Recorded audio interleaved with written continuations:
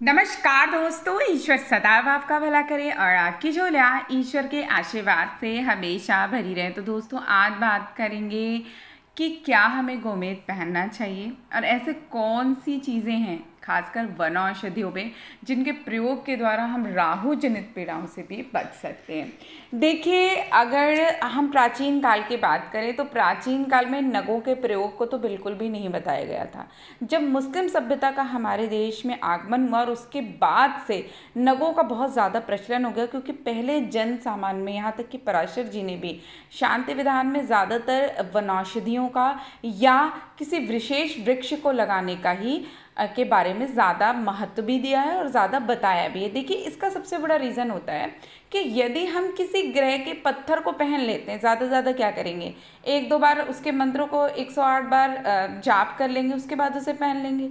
हम ये सोचेंगे कि बस इतने से हमारी सारी एनर्जी हमें मिल जाएगी, ये बहुत बड़ा चमत्कार हो जाएगा। लेकिन ऐसा नहीं होता, क्योंकि जो कर्म हम पिछले जन्म में करके आए हैं उसके बदले ही हमें ये जन्म और ये जीवन मिला है। और इस जीवन के जो भी इंसिडेंट हमारे साथ हो रहे हैं उनमें बहुत हद तक हमारे पूर्व जन्म के जो कर्म होते हैं उनका हाथ होता है। अब हम उसको चाहे राहु देव कह दें, चाहे केतु देव कह दें, चाहे शनि कह दें, वो कुछ भी है, वो हमारे कर्म हैं। वो हमारे अच्छे कर्म हैं, वो हमारे बुरे कर्म हैं।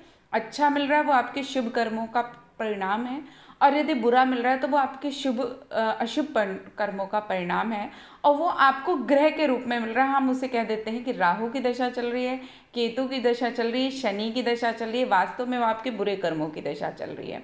तो इस बात को समझिए। प्राचीन काल से इस विषय पे बहुत विचार मंथन के बाद ही विशेष वृक्षों को लगाने और विशेष वनौषधियों के प्रयोग की बात की गई। क्योंकि देखिए, जब हम विशेष वृक्षों को लगाते हैं जो विभिन्न ग्रहों से संबंधित है, हम उनका संवर्धन करते हैं, उनको बढ़ाते हैं, तो एक तो जो कर्जा हमने पृथ्वी से लिया है, इस धरती पे जब हमने जन्म लिया तो सबसे बड़ा कर्जा तो हमारा इस प्रकृति से है।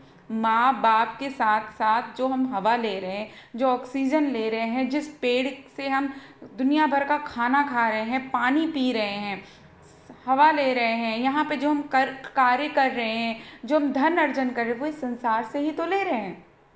और हम दे क्या रहे हैं? तो जब हम विशेष पौधों को लगाते हैं जिन ग्रहों से संबंधित बाधा है, जब हम उनका सिंचन करते हैं, उनको बड़ा करते हैं, प्रकृति का भला करते हैं, पानी को वेस्ट नहीं करते, खाने को वेस्ट नहीं करते, यहाँ की प्राकृतिक चीज़ों का संवर्धन करते हैं, लोगों की सहायता करते हैं, तो हम देखेंगे खराब ग्रहों की दशा में बहुत अच्छे रिजल्ट मिलने लगते हैं। इसे आप उपाय समझ लीजिए, इसे आप अपने अच्छे कर्मों का एक बैलेंस समझ लीजिए। तो यही वजह है कि प्राचीन काल से रत्नों के बजाय आपके वनौषधियों के प्रयोग और वृक्षों को बढ़ाने लगाने पे ज़्यादा जोर दिया गया है। इन्हें अगर हम आज के टर्म में देखें तो इसे कहते हैं कि कार्मिक रेमेडीज़। ऐसी रेमेडीज़ करिए, ऐसे उपाय करिए जिनमें आपका कर्म शामिल हो, क्योंकि वो कर्म जो आपने सिर्फ एक पत्थर पहन के कर लिया वो आपका कर्म नहीं है। वो एक एनर्जी को आपकी बॉडी में बढ़ा सकता है, लेकिन आपके नए शुभ कर्म उससे जुड़ते नहीं। इसलिए कोशिश करें, कार्मिक रेमेडीज़ जरूर करें, उनका सबसे बेहतरीन रिजल्ट आपको अपने जीवन में देखने को मिलेगा। और इसके अलावा यदि बात की जाए कि गोमेद क्यों नहीं पहनना चाहिए, देखिए, राहु का रत्न यदि आप धारण करते हैं तो राहु अगर उन्नति देते हैं, प्रसिद्धि देते हैं, सुख देते हैं, ऐश्वर्य देते हैं, चमक देते हैं, अचानक की जिसे कहते हैं ना रातों रात प्रसिद्धि अगर दे देते हैं राहु देव, तो वो अपने साथ कुछ कमियां भी लेके आते हैं, बहुत सारी गलत लत भी लेके आते हैं साथ में। जब हम गोमेद रत्न के द्वारा बहुत सारी एनर्जी को राहु देव के बढ़ाते हैं तो मानसिक अशांति जैसी प्रॉब्लम भी लोगों के साथ देखी गई कि धन तो आने लगा, काम तो बन गया, लेकिन मानसिक अशांति बढ़ रही है। तो ऐसी दशा में क्या करें कि गोमेद का जो रत्न है वो ज़्यादातर जो लोग गृहस्थ है, जो सांसारिक जीवन में, उन्हें नहीं पहनना चाहिए। गोमेद या तो वो लोग पहने जो बहुत आध्यात्मिक जगत में जा रहे हों, या जो पॉलिटिक्स के क्षेत्र में बहुत ज़्यादा सफलता हासिल करना चाहते हैं, तो वहाँ पे आप थोड़ा राहु का सपोर्ट ज़रूर ले सकते हैं। लेकिन गोमेद रत्न एक ऐसा रत्न है जिसको ना पहने तो ज़्यादा बेहतर है। अब उसके बदले क्या चीज़ों का प्रयोग कर सकते हैं?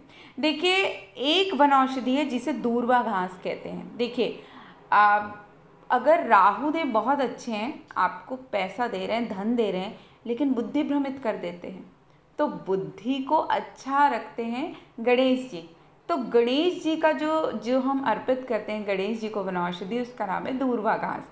तो यदि आप इस दूर्वा की जो जड़ है और दूर्वा का थोड़ा सा हिस्सा तोड़कर आप इसे बुधवार के दिन आप इसे राहु देव के मंत्रों के साथ जप करते हुए आप बुधवार के दिन किसी चांदी के ताबीज में इसको डलवा दीजिए, और उसके बाद आप इसे नीले धागे में डालकर आप इसे अपने शरीर पे पहने तो ये बहुत ज़्यादा फ़ायदा देता है। और यदि ये दूर्वा घास आप पीपल वृक्ष की छाया में जो दूर्वा घास हो रही है वहाँ से लेकर आएँ तो ये बहुत ज़्यादा फलदायी होता है। इसके लिए आपको एक दिन पहले जाना होगा, दूर्वा घास से प्रार्थना करनी होगी, और अगले दिन आप उसको मतलब मंगलवार को आप जाएंगे, मंगलवार की शाम को आप वहाँ पे प्रार्थना करके आएंगे।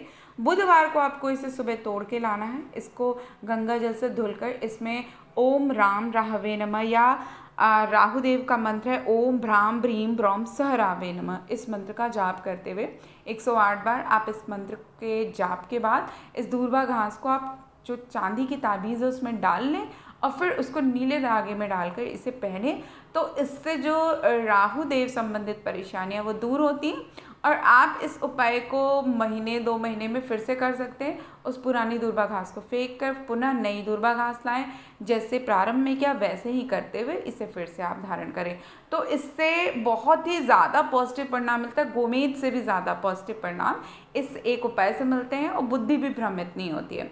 एक दूसरा उपाय है कि यदि मानसिक अशांति बहुत बढ़ रही हो, क्लेश बहुत बढ़ रहा हो, खासकर यदि राहु 4th हाउस में, 8th हाउस में, 12th हाउस में है, व्यय बहुत करा रहे हैं या शत्रु बाधा बहुत हो रही है, या आपको गुप्त स्थानों में आपके कोई बीमारी हो जाए, या आपका पारिवारिक जीवन बहुत ज़्यादा कष्टपूर्ण हो रहा है और आपको मानसिक अशांति बहुत बड़ी, खासकर 4th हाउस में यदि राहु बैठे हो, खराब होकर बैठे हों तो बहुत ज़्यादा क्लेश करते हैं। तो और ख़ासकर यदि मंगल के साथ बैठे हों तो आपको धोखे की भी संभावना मिलती है, खासकर पारिवारिक जीवन में, जीवन साथी के साथ भी। तो आप इसके लिए एक उपाय कर सकते हैं कि आप सफ़ेद चंदन की जो लकड़ी होती है उसके एक छोटे से हिस्से को आप चांदी में मढ़वा लें, ताबीज़ के सा बनवा कर आप उसको नीले रंग के डोरी उसमें डलवा कर आप इसको भी आप बुधवार के दिन आप ओम भ्राम भ्रीम ब्रौम सह रावे नमः इस मंत्र का जाप करते हुए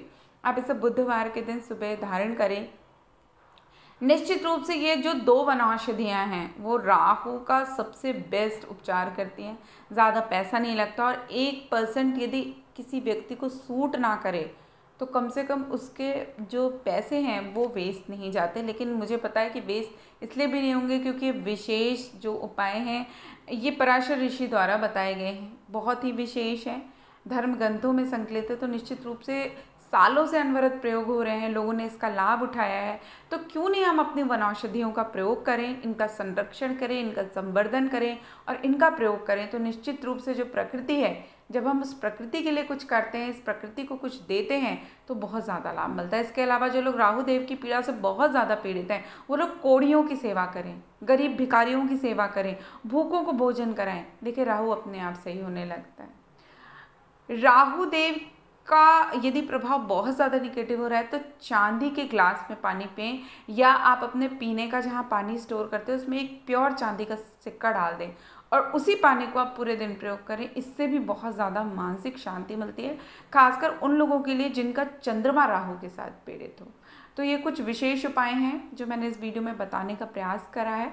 आगे आपको और भी अन्य वीडियो में ये भी बताऊंगी कि किन विशेष ग्रहों के लिए हम कौन से पेड़ लगा सकते हैं जिनसे हमारी जो बहुत सारी ग्रह जनित बाधाएं हैं वो दूर हो सके।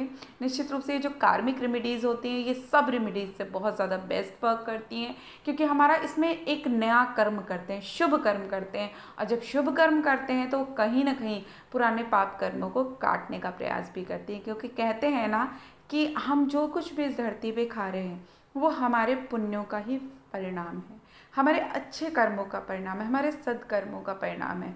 तो क्यों ना अब हम आगे भी अपने जीवन को सत्कर्मों में बिताएं, ताकि जो परेशानियां हैं, वो बाधाएं हैं, वो कटे तो कम से कम, या कुछ सरप्लस होकर हमारी ज़िंदगी में आए, ताकि हमारी ज़िंदगी में आसानी और सुगमता बढ़ सके।